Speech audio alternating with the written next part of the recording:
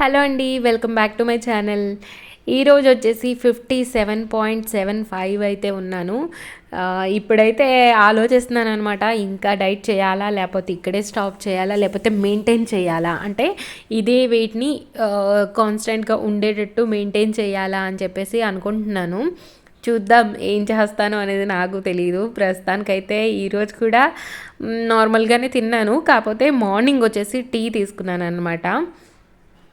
అంటే ఇప్పుడు ఒక ఫంక్షన్ ఉందన్నమాట ముందు కొన్ని రోజుల్లో. సో ఇప్పుడు మా అమ్మ అన్నారనమాట, ఇంకా నీ ఇష్టం, అందరూ బాగా కనిపిస్తారు, నువ్వు ఇంకా సన్నగా అయ్యావంటే బాగా కనిపించవు, సన్నగా ఉంటావు అని చెప్పేసి అని అన్నారనమాట. అందుకే ఆలోచిస్తున్నాను ఏం చేయాలా అని చెప్పేసి. ఈరోజైతే హెల్తీగానే తిన్నాను, చూద్దాం ఏం చేశాను అనేది. ఇంకా ఈరోజు పొద్దున్నే మార్కెట్కి అయితే వెళ్ళాను. మార్కెట్కి వెళ్ళడానికి మెయిన్ రీజన్ ఏంటి అంటే, ఇంట్లో పాలు అయిపోయినాయి అనమాట. పాల కోసమని మార్కెట్కి అయితే వెళ్ళాను.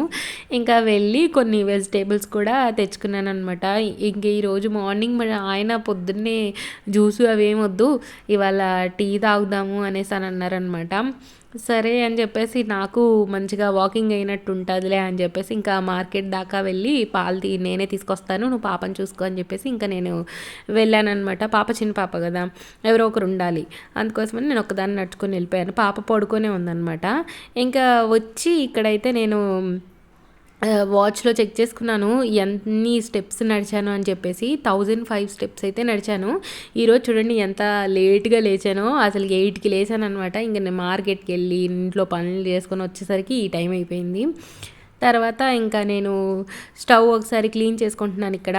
ఇది నైటే నేను మొత్తం క్లీన్ చేసి గిన్నెలన్నీ వాష్ చేసి పెట్టుకున్నాను. కాకపోతే మా వారు ఇంకా 11కి వచ్చాడు.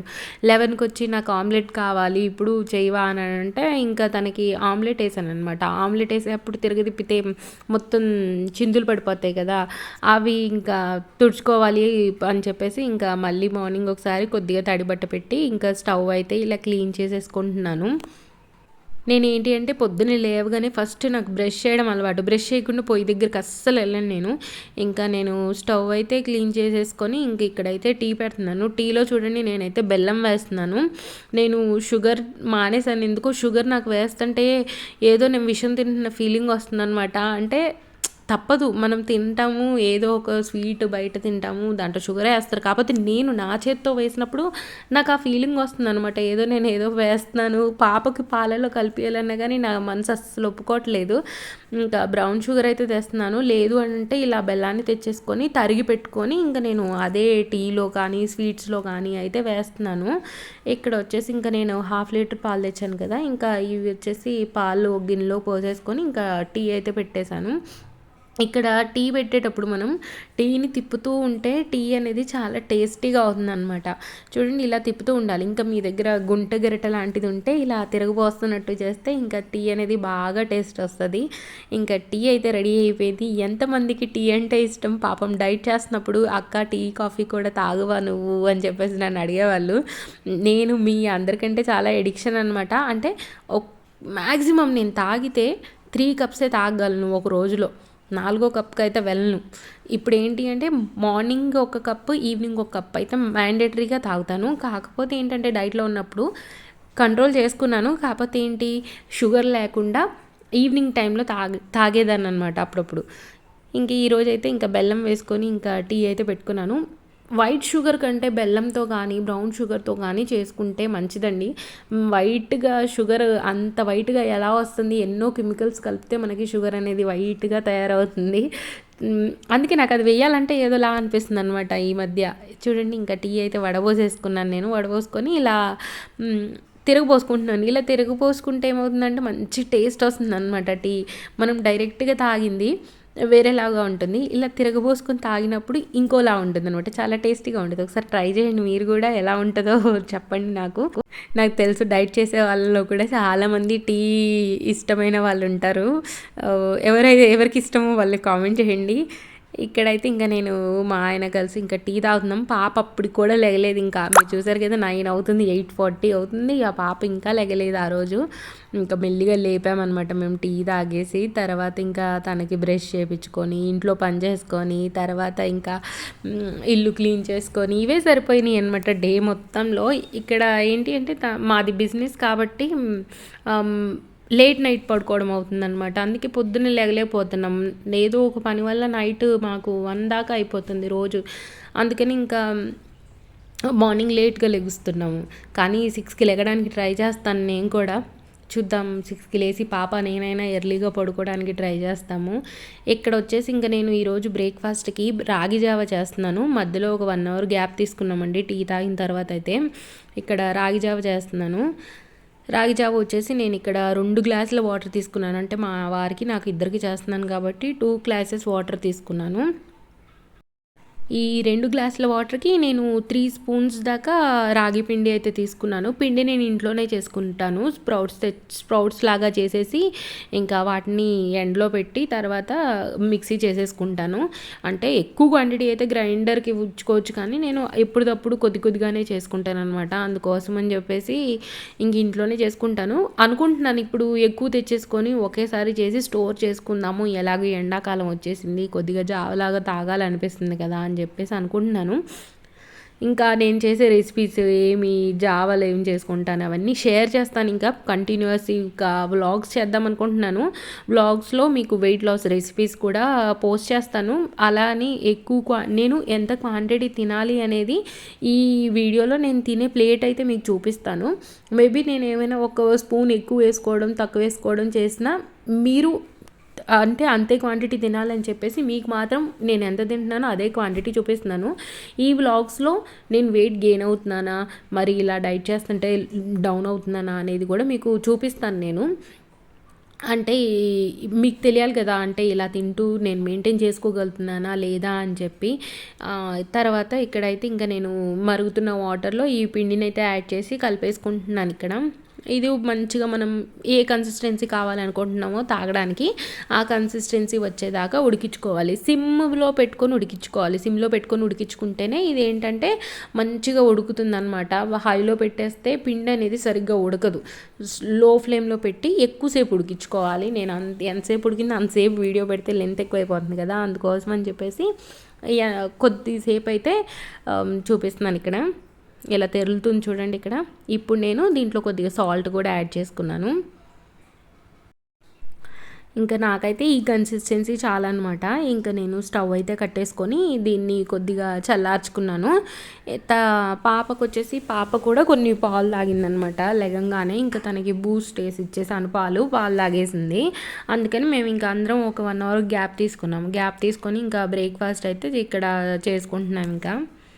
ఇంకా మా వారైతే హాస్టల్కి వెళ్ళేసి తాగుతాను, నాకు ఫ్లాస్క్లో వేసేసి ఇచ్చేయంటే ఇంకా నేనైతే నా దగ్గర ఈ ఫ్లాస్క్ ఉంటే ఇంకా ఇది వచ్చేసి టీ ఫ్లాస్క్ అండి. టీ ఫ్లాస్క్లోనే వేసి ఇచ్చేసాను.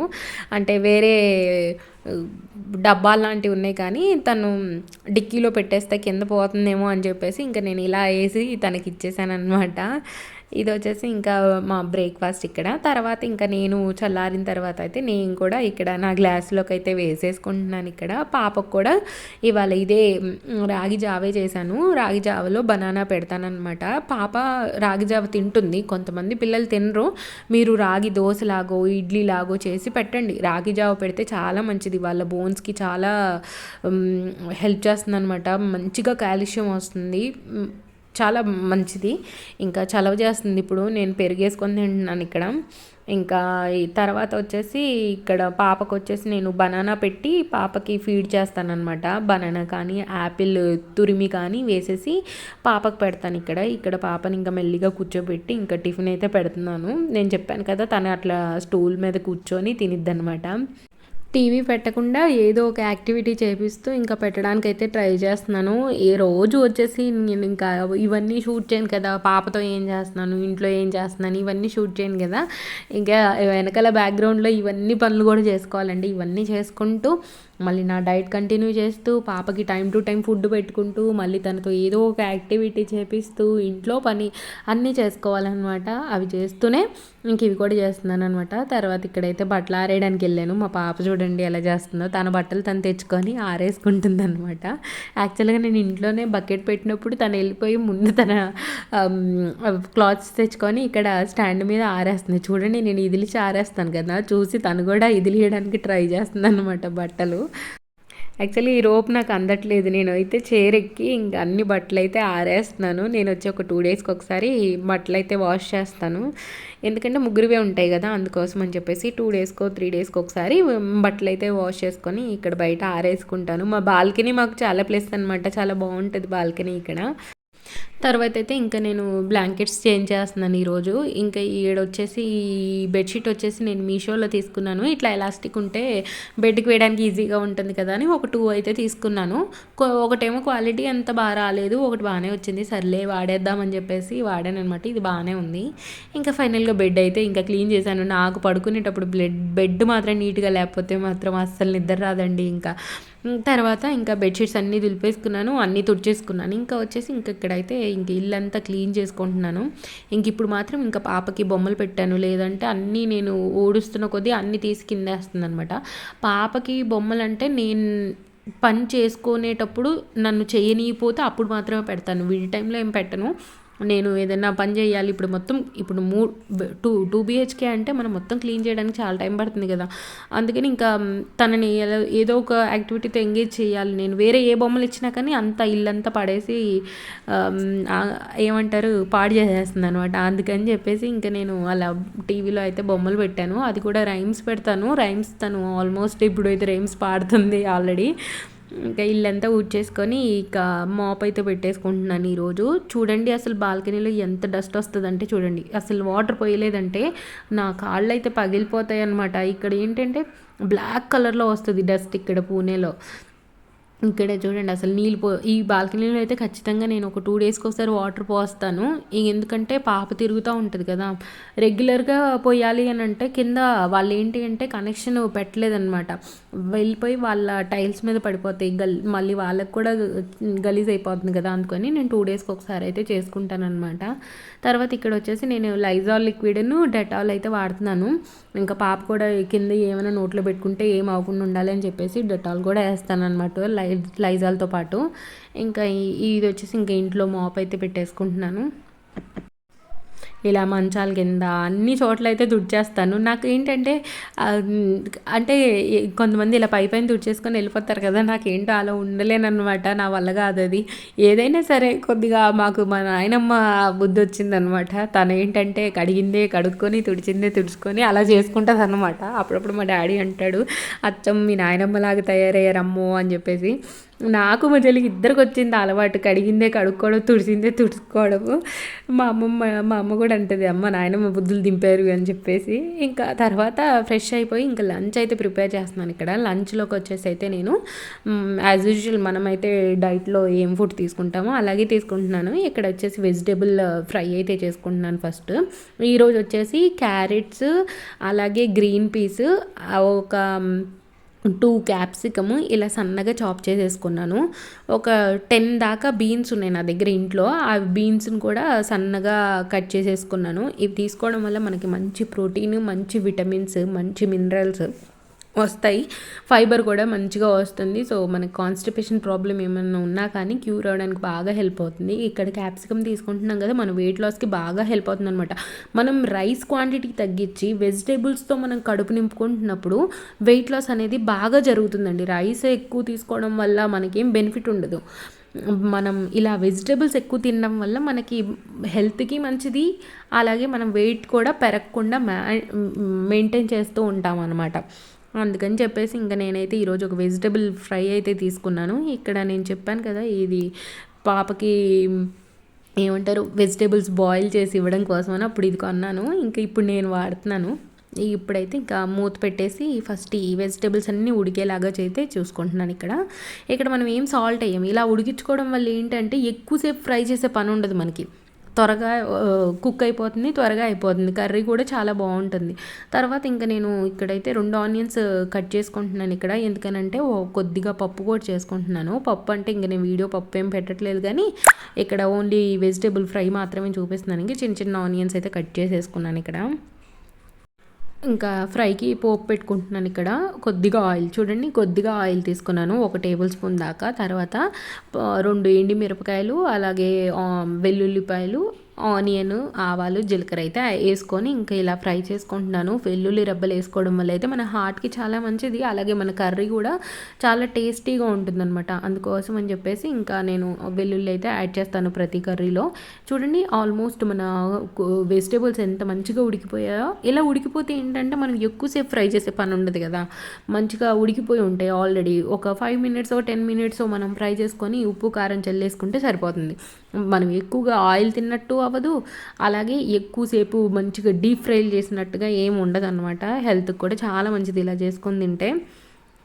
ఇంకా మీ టేస్ట్కి తగ్గట్టు ఉప్పు కారం అయితే యాడ్ చేసుకోండి. ఇక్కడైతే నేను మా టేస్ట్కి అయితే తగ్గట్టుగా ఉప్పు కారం యాడ్ చేసుకున్నాను. ఇక్కడ గుర్తుపెట్టుకోవాల్సింది ఏంటంటే మనం బాయిల్ చేసేటప్పుడు ఉప్పు ఏమి యాడ్ చేయలేదు కదా, నేను స్టీమ్ చేసుకున్నాను. ఒకవేళ మీరు వాటర్లో ఉడికించుకునే పని అయితే మీరు అప్పుడు ఏమంటారు కొద్దిగా సాల్ట్ వేసి ఉడికించుకోవచ్చు. నేను స్టీమ్ చేసేటప్పుడు నాకు సాల్ట్ వేయడానికి అవ్వదు కదా, అందుకని నేను ఇక్కడ ఫ్రై చేసుకునేటప్పుడు వేసుకుంటున్నాను అనమాట.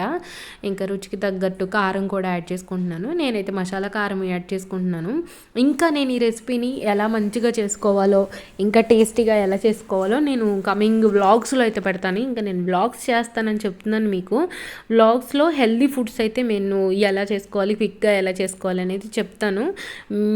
మీరు మీ డెసిషన్ ఏమనుకుంటున్నారు, మీరు ఏమనుకుంటున్నారు అనేది కామెంట్ చేయండి నాకు. ఎందుకనంటే ఇప్పుడు మమ్మీ కూడా అన్నారు కదా, ఇంకా తగ్గిపోతే ఇంకా నీకేంటంటే బాగోవు అని చెప్పేసి. సో అందుకోసం అని ఆలోచిస్తున్నాను నేను.